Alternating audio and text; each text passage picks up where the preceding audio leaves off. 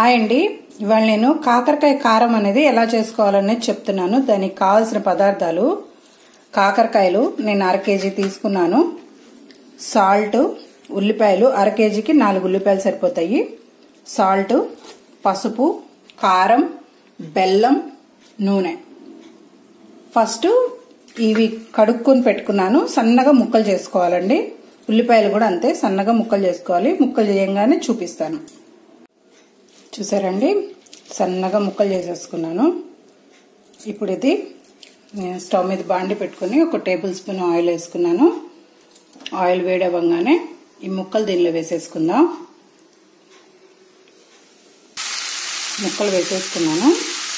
ఇప్పుడు దీంట్లో కొద్దిగా పసుపు, సాల్ట్ వేసి కలయబెట్టి కలుపుకొని మూత పెట్టుకుందాం. ఇది సగం వరకు మగ్గాలండి.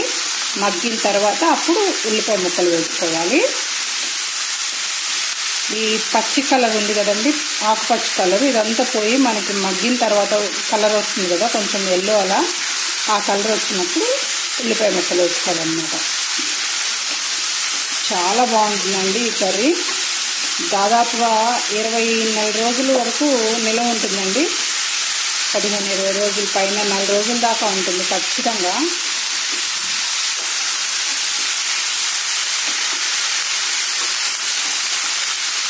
కలుపుకున్నాం కదా, ఇప్పుడు మూత పెట్టేసుకుందాం. ఇంకొకటండి, ఇక్కడ చాలామంది పైన ఈ బుడిపెలన్నీ తీసేసుకొని కొంచెం ఉప్పు వేసి పిసుకుతారు కదండి, అలా కూడా చేసుకోవచ్చు. మేము ఎప్పుడు అలా చేసుకోము, ఇలాగే చేసేసుకుంటాం. మాకేం చేదు ఉండదు. అందుకని నేను ఇలా చేసేసాను.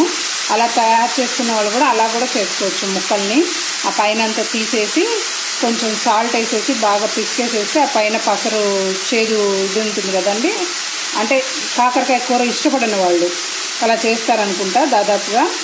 మేమైతే అలా చేసుకోము, చక్కగా ఇలాగే చేసేసుకుంటాం. అలా కూడా చేసుకోవచ్చు అండి ఇట్లానే. చూసారండి, మగ్గిపోయినవి. నేను తీసుకున్నవి లేతగా ఉన్నాయి కాయలు, అందుకని తొందరగా మగ్గింది. ఇంకొక 5 మినిట్స్ ఉన్నాక అప్పుడు ఉల్లిపాయలు వేసుకుందాం.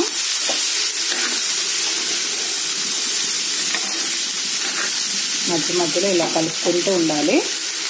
ఇంకొక 5 మినిట్స్. చూసారండి, మగ్గిపోయింది. కలర్ కూడా మారింది, చూసారు కదా.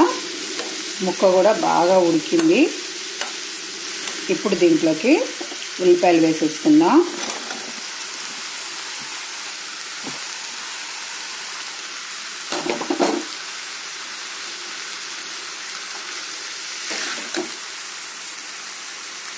మళ్ళీ ఇంకొక 1/2 స్పూన్ సాల్ట్ వేసుకొని తిరగదిప్పుకుందాం, ఇదంతా కలిసేటట్టుగా. ఇప్పుడు ఈ ఉల్లిపాయ ముక్కలు కూడా శాంతం మగ్గేదాకా మధ్య మధ్యలో తిప్పుకుంటూ మూత పెట్టుకుందాం.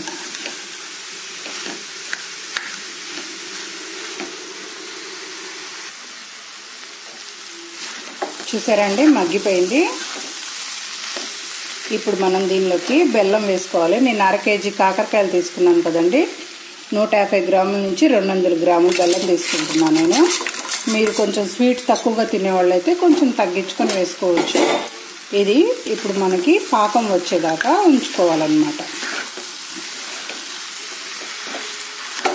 బెల్లం వేసిన తర్వాత హై పెట్టకూడదండి, స్లోగానే తిప్పుకుంటూ ఉండాలి, లేకపోతే మాడిపోతుంది.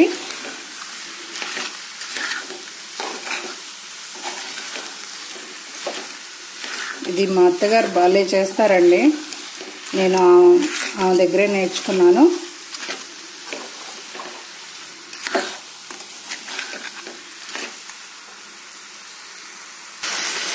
చూసారా, బెల్లం అంతా కరిగిపోయి పాకం రావటం స్టార్ట్ అయింది.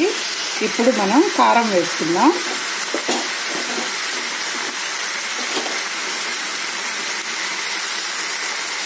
మనం బెల్లం వేసుకున్నాం కాబట్టి కారం అనేది కొంచెం పడుతుంది.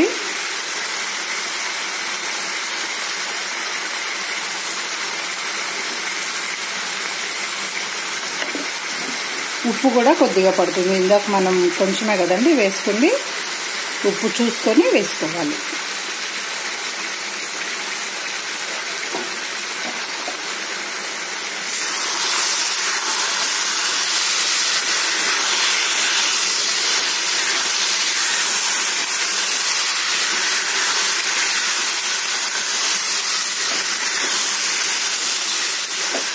ఒక 5 మినిట్స్ ఇలా కలుపుతూ ఉండాలండి, అడుగంటకుండా. పాకం వస్తుంది అంటే అయిపోవచ్చిందని అర్థం.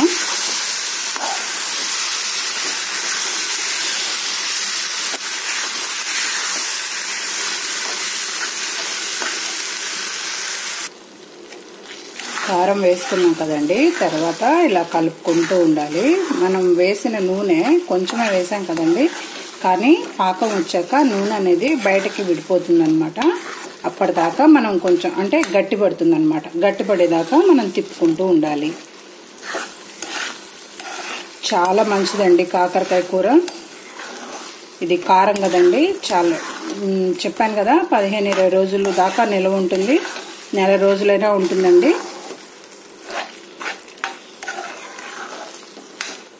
ఇంతకుముందు ఏదైనా ఇప్పుడు ఊర్లకు వెళ్ళే వాళ్ళు ఉంటారు కదండి, చక్కగా ఇలా చేసి పెట్టేసి వెళ్తే పిల్లలకి ఒక 4 రోజులు 3 రోజుల దాకా ఇబ్బంది లేకుండా ఉంటుంది. అట్లాగే మనం ఏదైనా టూర్లకు అలా వెళ్ళినప్పుడు బయట ఫుడ్ మనం తినలేకపోతే ఇలా చేసుకొని ఒక బాక్స్లో పెట్టుకొని తీసుకెళ్ళిపోవచ్చు, చక్కగా వాడుకోవచ్చు. అప్పుడు పాడైపోదు కాబట్టి మనకి బాగా యూజ్ఫుల్గా ఉంటుందన్నమాట. చూసారా చిక్కబడుతుంది. ఇప్పుడే కొద్ది కొద్దిగా నూనె అనేది బయటకు వస్తుంది.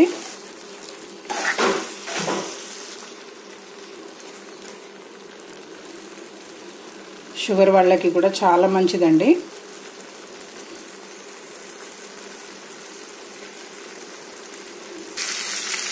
చూసారా అండి, నూనె చూసారా బయటకు వచ్చేసింది.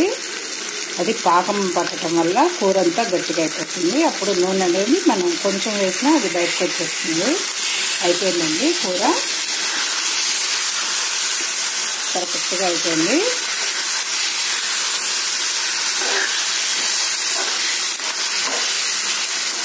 ఇంకా స్టవ్ ఆపేసుకొని బౌల్లో తీసేసుకుందాం.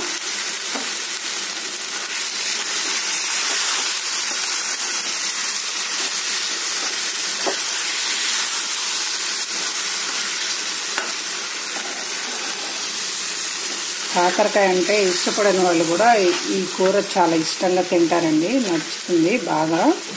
ఎందుకంటే మనం బెల్లం వేసాం, ఉప్పు కారం, కారం కారంగా ఉంటుంది, ఉప్పు ఉప్పుగా ఉంటుంది, తీయ తీయగా కూడా ఉంటుంది. చేదు అనేది మనకు తెలియదు అనమాట.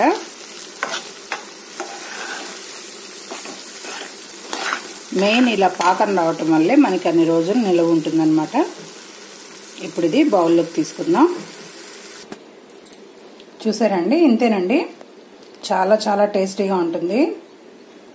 నిలవ ఉండే కొద్దీ ఇంకా టేస్ట్ ఎక్కువ అవుతుందండి దీంట్లో. చాలా బాగుంటుంది. బాగుంది కదండి. నచ్చిందా? నచ్చితే లైక్ చేయండి, షేర్ చేయండి, కామెంట్ చేయండి అండ్ సబ్స్క్రైబ్ చేయండి. థ్యాంక్ యూ అండి.